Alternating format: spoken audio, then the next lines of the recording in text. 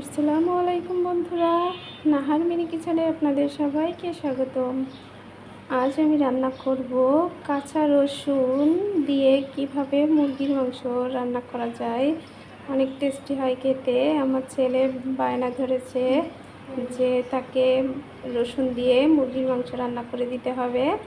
তো আমার ফ্রিজে অল্প একটু মাংস ছিল, আর রসুনও তেমন, কাঁচা রসুনটা তেমন একটা নাই, অল্প কয়টাই রসুন আছে। তো তার আবদার মেটানোর জন্য এই অল্প একটু মাংস দিয়েই রান্না করব রসুন দিয়ে, তবে তাই আপনাদের সাথে শেয়ার করছি। তো চলুন বন্ধুরা, রান্না শুরু করা যাক। বন্ধুরা, আমি আগে থেকে চুলায় একটা কড়াই বসিয়ে তাতে কিছুটা তেল দিয়ে রেখেছিলাম গরম হওয়ার জন্য। এখানে গরম তেলের ভিতরে কিছু পেঁয়াজ, তারপরে তেজপাতা, কয়েকটা লবঙ্গ, কয়েকটা লবঙ্গ আর গোলমরিচ দিলাম। জিরেটাকে একটু ভালো করে নেড়ে নেব।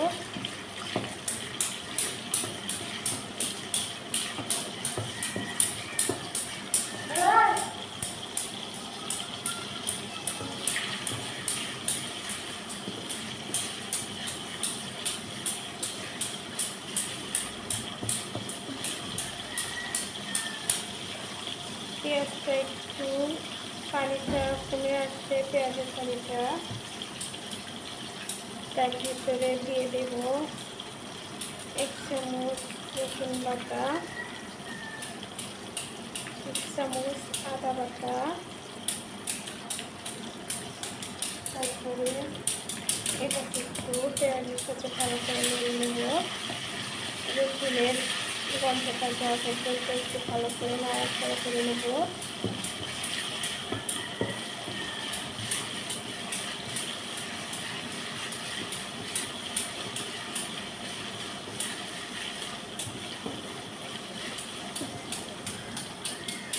নাড়া হয়ে গেছে, এখন এর ভিতরে মশলা অ্যাড করব। দারচিনি আর এলাচ বাটা,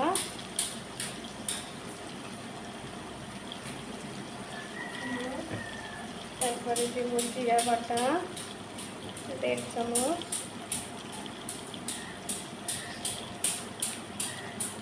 এটাকে একটু ভালো করে মশলার সাথে মিশিয়ে নেব।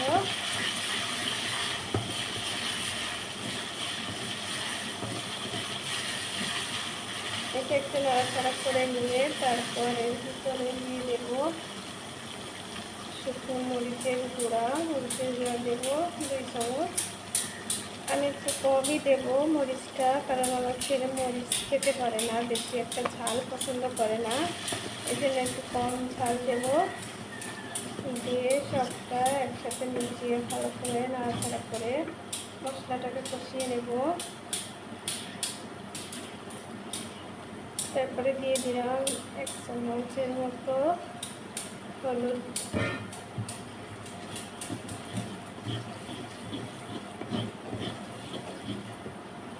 মশলাটা প্রায় কষানো হয়ে গেছে। এরপরে দিয়ে দেব স্বাদ মতো লবণ দিয়ে এটাকে ভালো করে একটু কষিয়ে নেব।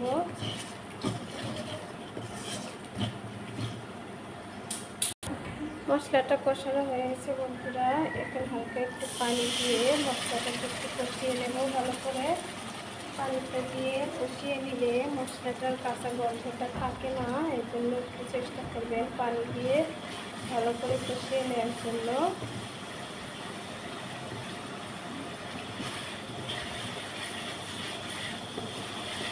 যখন মশলাটা তেল ছেড়ে দেবে, তেলটা উপরে উঠে আসবে পানিটা শুকিয়ে, তখনই আমরা মাংসটাকে দিয়ে দেব।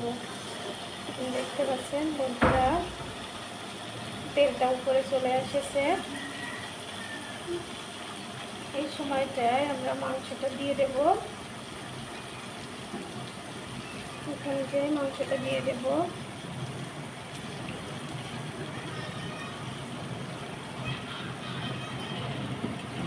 দিয়ে মশলার সাথে ভালো করে কষিয়ে নেব।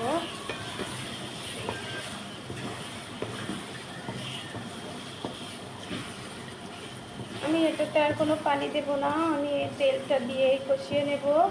কারণ ব্রয়লার মুরগির মাংসটা নরম হয়, আর যদি পানি দিয়ে সিদ্ধ করে নিই তাহলে একবারে নরম হয়ে যাবে।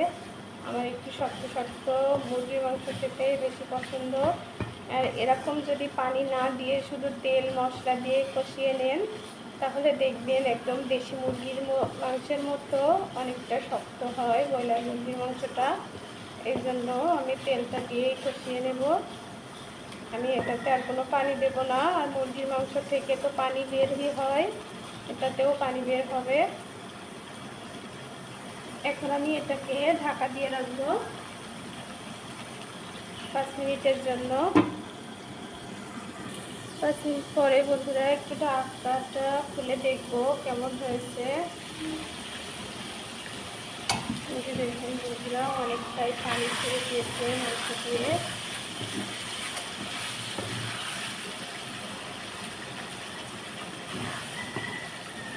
দেখেন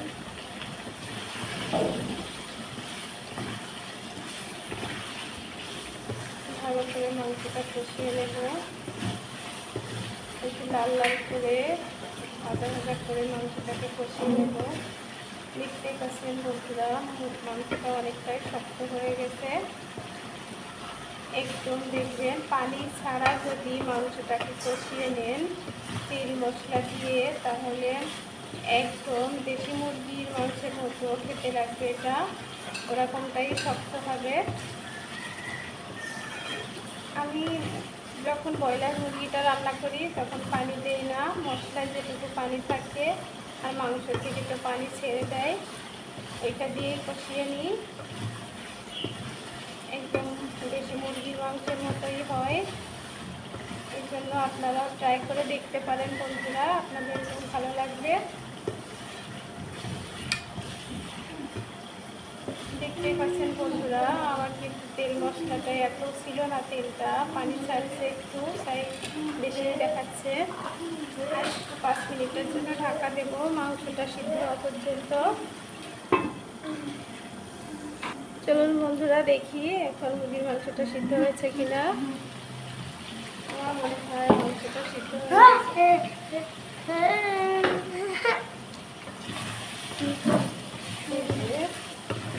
দেখেন মুরগির মাংসটা কষানো হয়ে গেছে, তেল উঠে এসেছে একবারে, পানিটা নাই। মাংসটাও অনেকটা লাল লাল কালার এসেছে। একটু ভালো করে কষিয়ে এখন যেটা করব বন্ধুরা, আগে থেকে সেই মুরগির মাংসেতে দেওয়ার জন্য রসুন সিদ্ধ করে রেখেছিলাম লবণ হলুদ দিয়ে, তারপরে কয়েক টুকরা আলু দিয়েছি, কয়েক টুকরা রসুন দিয়ে সিদ্ধ করে রেখেছিলাম, লবণ হলুদ দিয়ে একটু তেল দিয়ে ভেজে নিয়েছিলাম। নিয়ে এখন ওইটাই দিয়ে দেবো মাংসের ভিতরে, দিয়ে ওটার সাথে একটু ভালো করে কষিয়ে নেব। বন্ধুরা আপনারা ট্রাই করবেন, নতুন যখন রসুনটা ওঠে, যখন বাজারে বিক্রি হয় দেখবেন রসুনটা অনেকটাই কাঁচা থাকে, তখন এই রসুনটা খেতে অনেক টেস্ট লাগে মুরগির মাংসে দিয়ে। দেশি মুরগির মাংসে দিলে তো আরও অনেক সুন্দর টেস্ট লাগে, অনেক মজা হয় খেতে।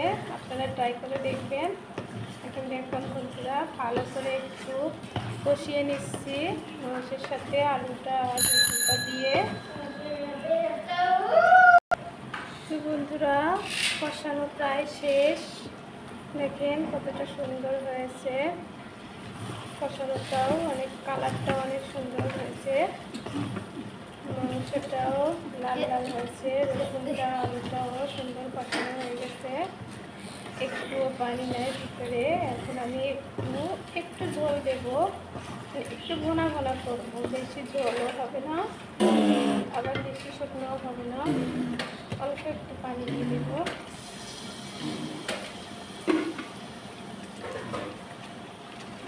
দেখেন বন্ধুরা আমি অল্প করেই পানি দিয়েছি, এখন আর একটু লবণ দিয়ে দেব, লবণটা কম হয়েছে একটু, এই জন্য আরেকটু অল্প একটু লবণ দিয়ে দিলাম, দিয়ে এটাকে নাড়া দিয়ে এবার এটা একটু পানিটা হালকা একটু শুকিয়ে নেব, একটু ঘন ঘন হবে মাংসটা। আলুটা একটু শক্ত আছে, হালকা একটু সিদ্ধ হওয়ার জন্য কিছুক্ষণ রেখে দেব। তারপরে আলুটা সিদ্ধ হলে নামিয়ে দেব। দেখেন বন্ধুরা, অনেকটা পানি কমে এসেছে, গ্যাসটা আর একটু কমাবো। আলুটা এখন একটু শক্ত আছে, আলুটা আর একটু নরম হওয়ার জন্য আর একটু রেখে দেবো। পানিটা অনেকটাই কমে আসলে তারপরে নামাবো। আর 10 মিনিটের জন্য ঢাকা দিয়ে রাখছি। চলুন বন্ধুরা, 10 মিনিট পরে ফিরে আসলাম, দেখি কেমন হয়েছে। দেখুন বন্ধুরা, ঝোলটা কিন্তু একদম কমে এসেছে, একদম ভরা ভরা হয়ে গেছে। এখন আমি এটাকে নামিয়ে দেব।